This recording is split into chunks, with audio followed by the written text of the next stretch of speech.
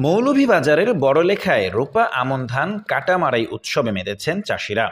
উপজেলায় পুরোদমে চলছে ধান কাটা মারাইয়ের কাজ। আবার অনেক জায়গাতেই বিস্তীর্ণ মাঠ জুড়ে এখনও দোল খেতে দেখা যাচ্ছে সোনালী ধানের। ধান কাটা মারায় কৃষকের পাশাপাশি দিনমজুরদের মাঝেও বেড়েছে চরম ব্যস্ততা। কৃষি সংশ্লিষ্টরা বলছেন, এবারে উপজেলায় ৬১,৬৯৮ মেট্রিক টন ধান উৎপাদন হতে পারে। আর ধানের উৎপাদন ও মূল্য ভালো পাওয়ায় কৃষকরাও বেশ খুশি। সরেজমিনে বিভিন্ন উপজেলা ঘুরে দেখা গেছে, কোথাও ধান কাটা মাড়াই চলছে, কেউ কাটার প্রস্তুতি নিচ্ছেন, আবার কিছু মাঠে কেবল ধানের হলুদ বর্ণ ধরেছে। কৃষকরা বলছেন, স্থানভেদে বিভিন্ন সময়ে চারা রোপণের কারণে এই অবস্থা। আর কৃষি বিভাগের মতে সাধারণত বছরের জুন মাস থেকে জুলাই মাস পর্যন্ত রোপা আমন ধান চাষাবাদের মৌসুম ধরা হয়।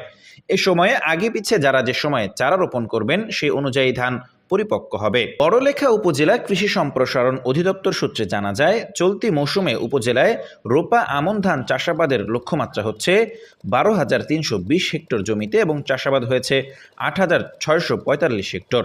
আর উৎপাদন লক্ষ্যমাত্রা ধরা হয়েছে ৫,৩১০ মেট্রিক টন। ৪৫% জমির ফসল ইতিমধ্যে কৃষকের গোলায় উঠে গেছে। ফলন ভালো না হলেও ইতিমধ্যেই লক্ষ্যমাত্রা ভাটিটানে রয়েছে। কৃষকরা জানান, এবার বন্যার পানি ও বৃষ্টিপাত বেশি হওয়ায় ফসল চাষাবাদে কিছুটা বিপত্তি ঘটেছে। অন্যান্য বছরের তুলনায় এবার ফলন কিছুটা কম হয়েছে। আর ধান কাটামারে খরচ বেশি পড়ছে। বাজারে ১,১০০ টাকা থেকে ১,২৫০ টাকা মন দরে ধান বিক্রি হচ্ছে। পর্যাপ্ত সেচ সুবিধা বা বন্যার পানি সময় মতো পেলে ফসল চাষাবাদ আরও লাভজনক হতো। স্থানীয় কৃষি শ্রমিক আব্দুল আলিম বলেন, দ্রব্যমূল্য বৃদ্ধি পাওয়ায় তারা বেকায়দায় পড়েছেন। তাই এবার ২ বেলা খেয়ে ৫০০ টাকা থেকে শুরু করে ৫৫০ টাকা দরে পারিশ্রমিক নিচ্ছেন। ধান মারাই শ্রমিকরা জানান, প্রতি বিঘা জমির ধান মেশিনে মারাই করতে স্থানভেদে ৭০০ থেকে ৯০০ টাকা করে নেওয়া হচ্ছে।